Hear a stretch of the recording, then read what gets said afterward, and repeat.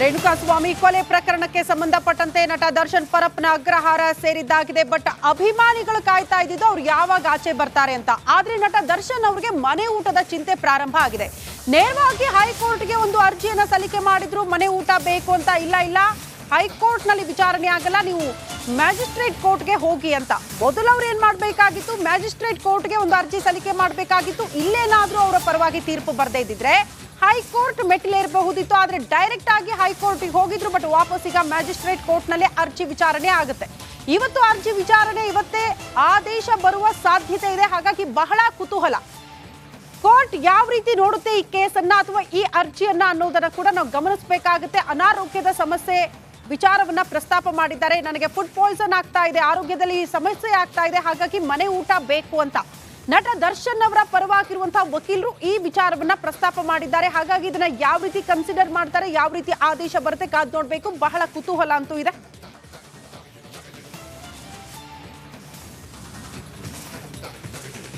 ಅದ್ಯಾಕೋ ಏನೋ ನಟ ದರ್ಶನ್ಗೆ ಮನೆ ಊಟದ ಭಾಗ್ಯ ಸಿಗ್ತಾ ಇಲ್ಲ. ಇವತ್ತು ಕೋರ್ಟ್ ನಲ್ಲಿ ಅರ್ಜಿ ವಿಚಾರಣೆ ಇದೆ.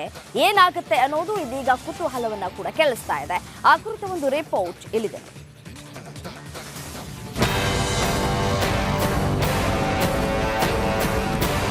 Poisson, food Poisson.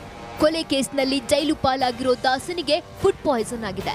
ಜೈಲೂಟ ತಿಂದು ಅನಾರೋಗ್ಯದಿಂದ ಬಳಲ್ತಿದ್ದಾನೆ. ಹೀಗಂತ ನಾವು ಹೇಳ್ತಾ ಇಲ್ಲ. ಖುದ್ದು ಕೊಲೆ ಆರೋಪಿ ದರ್ಶನ್ ಅಲಿಯಾಸ್ ಡಿ ಬಾಸ್ ಪರ ವಕೀಲರು ಹೈಕೋರ್ಟ್ಗೆ ಅರ್ಜಿ ಸಲ್ಲಿಸಿದ್ದಾರೆ. ಮನೆ ಊಟಕ್ಕಾಗಿ ಮನವಿ ಮಾಡಿದ್ದಾರೆ.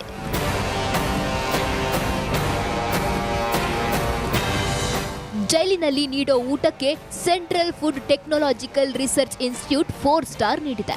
ಜೈಲೂಟ ತುಂಬಾ ಉತ್ತಮ ಅಂತ ಬಿರುದು ಕೊಟ್ಟಿದೆ. ಇದಿಷ್ಟೇ ಅಲ್ಲ, ಯಾವುದೇ ಕಾರಣಕ್ಕೂ ವ್ಯಕ್ತಿಯ ಆರೋಗ್ಯದ ಮೇಲೆ ಜೈಲೂಟ ಪರಿಣಾಮ ಬೀರಲ್ಲ ಅಂತ ಜೈಲಧಿಕಾರಿಗಳು ರಿಪೋರ್ಟ್ ಕೊಟ್ಟಿದ್ದಾರೆ. ಇಷ್ಟಾದ್ರೂ ನಮ್ಮ ಜಗ್ಗುದಾದನಿಗೆ ಜೈಲೂಟದಿಂದ ಫುಡ್ ಪಾಯ್ಸನ್ ಆಗಿದೆಯಂತೆ. ಇಂದಾದ್ರೂ ದರ್ಶನ್ಗೆ ಸಿಗುತ್ತಾ ಮನೆ ಊಟ ಭಾಗ್ಯ? ಕಾಟೇರನಿಗೆ ಮನೆ ಊಟಕ್ಕಾಗಿ ಅವಕಾಶ ಕಲ್ಪಿಸುವಂತೆ ದರ್ಶನ್ ಪರ ವಕೀಲರು ಹೈಕೋರ್ಟ್ಗೆ ಅರ್ಜಿ ಸಲ್ಲಿಸಿದ್ರು. ಮೊನ್ನೆ ವಿಚಾರಣೆಯನ್ನ ಕೈಗೆತ್ತಿಕೊಂಡ ಹೈಕೋರ್ಟ್ ಮ್ಯಾಜಿಸ್ಟ್ರೇಟ್ ಕೋರ್ಟ್ಗೆ ಅರ್ಜಿ ಸಲ್ಲಿಸುವಂತೆ ಸೂಚಿಸಿತ್ತು. ಹೈಕೋರ್ಟ್ ಸೂಚನೆಯಂತೆ ಮ್ಯಾಜಿಸ್ಟ್ರೇಟ್ ಕೋರ್ಟ್ನಲ್ಲಿ ದರ್ಶನ್ ಪರ ವಕೀಲರು ಅರ್ಜಿ ಸಲ್ಲಿಸಿದ್ದಾರೆ. ಇದಕ್ಕೆ ಈಗಾಗಲೇ ಸರ್ಕಾರಿ ಪರ ವಕೀಲರು ಆಕ್ಷೇಪಣೆ ಸಲ್ಲಿಸಿದ್ದಾರೆ. ಇಂದು ಮಧ್ಯಾಹ್ನ 24ನೇ ಎಸಿಎಂಎಂ ಕೋರ್ಟ್ನಲ್ಲಿ ದರ್ಶನ್ ಅರ್ಜಿ ವಿಚಾರಣೆ ನಡೆಯಲಿದೆ. ಜೈಲೂಟದಿಂದ ಫುಡ್ ಪಾಯ್ಸನ್ ಆಗಿದ್ಯೋ ಇಲ್ವೋ ಗೊತ್ತಿಲ್ಲ. ಆದ್ರೆ ದಾಸನಿಗೆ ಜೈಲೂಟ ಸೇರ್ತಾ ಇಲ್ಲ ಅನ್ನೋದಂತೂ ಸತ್ಯ. ಮೊದಲೇ ನಾನ್ ವೆಜ್ ಪ್ರಿಯ ಕಾಟೇರನಿಗೆ ಜೈಲೂಟ ಅದೇಗೆ ತಾನೇ ಹೋಗುತ್ತೆ ಹೇಳಿ. Bureau report, republic Kannada. Renukaswamy ಕೊಲೆ ಕೇಸ್ಗೆ ಸಂಬಂಧಪಟ್ಟಂತೆ ಪೊಲೀಸರು ತನಿಖೆ ಚುರುಕುಗೊಳಿಸಿದಾಗ ಒಂದೊಂದೇ ವಿಚಾರಗಳು ಬೆಳಕಿಗೆ ಬರ್ತಾ ಇದೆ. ನಟ ದರ್ಶನ್ ಅವರು ಈ ಪ್ರಕರಣದಲ್ಲಿ ಲಾಕ್ ಆಗೋದು ಫಿಕ್ಸ್ ಆಗಿದೆ. ಕಾರಣ ಏನಿರಬಹುದು, ಯಾವೆಲ್ಲ ಸಾಕ್ಷಿಗಳು ಸಿಕ್ಕಿರಬಹುದು, ಆ ರೆಡ್ ಕಲರ್ ಕಾರೇ ಕಂಟಕವಾಗಿದ್ದು ಹೇಗೆ, ಆ ಕುರಿತ ಒಂದು ರಿಪೋರ್ಟ್ ಇಲ್ಲಿದೆ ನೋಡಿ.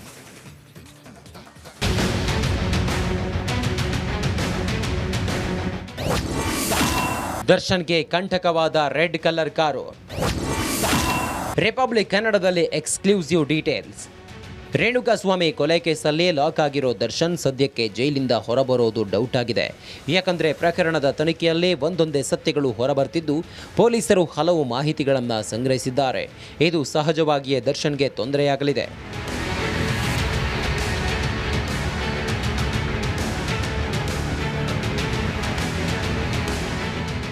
ಕೊಲೆ ಬಳಿಕ ದರ್ಶನ್ ತಪ್ಪಿಸಿಕೊಳ್ಳೋಕೆ ಎಷ್ಟೇ ಪ್ಲಾನ್ ಮಾಡಿದ್ರೂ ಪೊಲೀಸರಿಗೆ ಈ ಬಗ್ಗೆ ಗೊತ್ತಾಗ್ತಿತ್ತಂತೆ. ಪೊಲೀಸರಿಗೆ ಇಡೀ ಕೇಸ್ ಕುರಿತು ಎಕ್ಸ್ಕ್ಲೂಸಿವ್ ಕ್ಲೂ ಕೊಟ್ಟಿದ್ದೆ ದರ್ಶನ್ನ ಆ ರೆಡ್ ಕಲರ್ ಕಾರು ಎನ್ನಲಾಗ್ತಿದೆ. ಈ ಕುರಿತು ಎಕ್ಸ್ಕ್ಲೂಸಿವ್ ಡೀಟೇಲ್ಸ್ ರಿಪಬ್ಲಿಕ್ ಕನ್ನಡದಲ್ಲಿ. ಪೊಲೀಸರಿಗೆ ಸಿಕ್ಕ ಮಾಹಿತಿ ಏನು? ಪಟ್ಟಣಗೆರೆ ಶೆಡ್ ಬಳಿ ರೆಡ್ ಕಲರ್ ಕಾರು ಓಡಾಡ್ತಿದ್ದ ಮಾಹಿತಿ ಪೊಲೀಸರಿಗೆ ಮೊದಲೇ ಗೊತ್ತಿತ್ತು.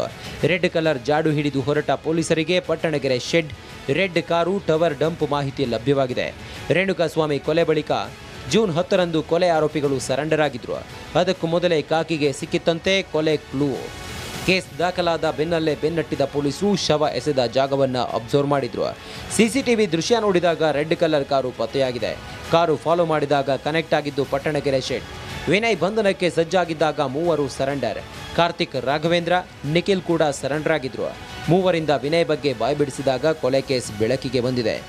ಇವೆಲ್ಲದರ ಹಿಂದೆ ದರ್ಶನ್ ಇದ್ದಾರೆ ಅನ್ನೋದು ಪೊಲೀಸರಿಗೆ ಮಾಹಿತಿ ಇತ್ತು ಎನ್ನಲಾಗಿತ್ತು. ಹೀಗಾಗಿ ರೆಡ್ ಕಲರ್ ಕಾರಿನ ಹಿಂದೆ ಬಿದ್ದ ಪೊಲೀಸರು ಪ್ರಕರಣದ ತನಿಖೆಯನ್ನ ಕೂಲಂಕುಷವಾಗಿ ಪರಿಶೀಲಿಸುತ್ತಿದ್ದಾರೆ.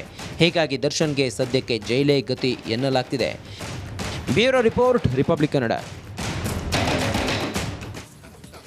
ಕಂಬಿ ಹಿಂದೆ ಇರುವಂತಹ ದರ್ಶನ್ಗೆ ಇದೀಗ ಪೀಕಲಾಟ ಶುರುವಾಗಿದೆ. ಜೈಲಿನಲ್ಲಿ ಇರುವಂತಹ ದರ್ಶನ್ಗೆ ಹೊರಗಡೆ ಬರೋದಕ್ಕೂ ಆಗ್ತಿಲ್ಲ, ಒಳಗಡೆ ಇರೋದಕ್ಕೂ ಕೂಡ ಆಗ್ತಾ ಇಲ್ಲ. ಬೆಳಗ್ಗೆ ತಿಂಡಿ ಆಗ್ತಾ ಇದ್ದಂತೆ ಹೊರಗೆ ಬಿಡುವಂತೆ ಕಿರಿಕನ್ನ ಮಾಡ್ತಾ ಇದ್ದಾರಂತೆ. ಪುಸ್ತಕ ಓದಿದ್ರು, ಯೋಗ ಮಾಡಿದ್ರು, ಟೆನ್ಷನ್ ಮಾತ್ರ ತಪ್ತಾ ಇಲ್ಲ. ಸೈಲೆಂಟ್ ಇದ್ರೂ ಸಹ ಆಗಾಗ ಸಿಬ್ಬಂದಿ ಜೊತೆ ವೈಲೆಂಟ್ ಆಗ್ತಾ ಇದ್ದಾರೆ ದರ್ಶನ್. ಹೊರಗಡೆ ಹೋಗಬೇಕು, ಆಚೆ ಈಚೆ ಓಡಾಡಬೇಕು ಅಂತ ಹೇಳಿ ಕಿರಿಕನ್ನ ಮಾಡ್ತಾ ಇದ್ದಾರಂತೆ. ಐಷಾರಾಮಿ ಜೀವನವನ್ನ ಮಾಡ್ಕೊಂಡಿದ್ದಂತಹ ದರ್ಶನ್ಗೆ ಇದೀಗ ಜೈಲಿನಲ್ಲಿರೋದಕ್ಕೆ ಪೀಕಲಾಟ ಶುರುವಾಗಿದೆ. ಆರಾಮಾಗಿ ಅಲ್ಲಿ ಇಲ್ಲಿ ಓಡಾಡಿಕೊಂಡು, ಕಾರಲ್ಲಿ ಓಡಾಡಿಕೊಂಡು, ವಾಕಿಂಗ್ ಮಾಡಿಕೊಂಡು, ಜಿಮ್ ಮಾಡಿಕೊಂಡು ಇದ್ದಂತಹ ದರ್ಶನ್ ಇದೀಗ ನರಳಾಟವನ್ನ ಅನುಭವಿಸ್ತಾ ಇದ್ದಾರೆ ಜೈಲಿನಲ್ಲಿ. ಹೊರಗಡೆ ಬರೋದಕ್ಕೂ ಕೂಡ ಸಾಧ್ಯ ಆಗ್ತಾ ಇಲ್ಲ, ಇನ್ನು ಕಂಬಿಯಿಂದ ಇರೋದಕ್ಕೂ ಕೂಡ ಸಾಧ್ಯ ಆಗ್ತಾ ಇಲ್ಲ. ತಿಂಡಿ ಆದ ನಂತರ ನನಗೆ ವಾಕಿಂಗ್ಗೆ ಬಿಡಿ, ಅವಕಾಶವನ್ನ ಕಲ್ಪಿಸ್ಕೊಡಿ ಅಂತ ಹೇಳಿ ಜೈಲು ಸಿಬ್ಬಂದಿಯ ಬಳಿ ಕಿರಿಕನ್ನ ಮಾಡ್ತಾ ಇದ್ದಾರಂತೆ. ಇದೇ ವಿಚಾರಕ್ಕೆ ಸಂಬಂಧಪಟ್ಟಂತೆ ಮತ್ತಷ್ಟು ಡೀಟೇಲ್ಸ್ ಕೊಡ್ತಾ ಹೋಗ್ತಾರೆ ನನ್ನ ಕಲೀಗ್ ಮಾದೇಶ್ ನೇರ ಸಂಪರ್ಕದಲ್ಲಿದ್ದಾರೆ. ಎಸ್ಸೇನು ಮಾದೇಶ್, ರೇಣುಕಾಸ್ವಾಮಿ ಕೊಲೆ ಕೇಸ್ನಲ್ಲಿ ಕಂಬಿಯಿಂದ ಇರುವಂತಹ ದರ್ಶನ್ ಇದೀಗ ಕಿರಿಕನ್ನು ಮಾಡ್ತಾ ಇದ್ದಾರಂತೆ ಜೈಲಾಧಿಕಾರಿಗಳ ಹತ್ರ. ಯಾಕೆಂತಂದ್ರೆ ನೋಡಿ, ಹೊರಗಡೆ ಇದ್ದಂತಹ ಸಂದರ್ಭದಲ್ಲಿ ಓಡಾಡ್ಕೊಂಡು ಆರಾಮಾಗಿದ್ರು, ಈಗ ಹೊರಗಡೆ ಬರೋಕ್ಕಾಗ್ತಿಲ್ಲ, ಒಳಗಡೆ ಇರೋದಕ್ಕೂ ಆಗ್ತಾ ಇಲ್ಲ. ಡೀಟೇಲ್ಸ್ ನೀಡ್ತಾ ಹೋಗೋದಾದ್ರೆ ವಿಚಾರಕ್ಕೆ ಸಂಬಂಧಪಟ್ಟಂತೆ.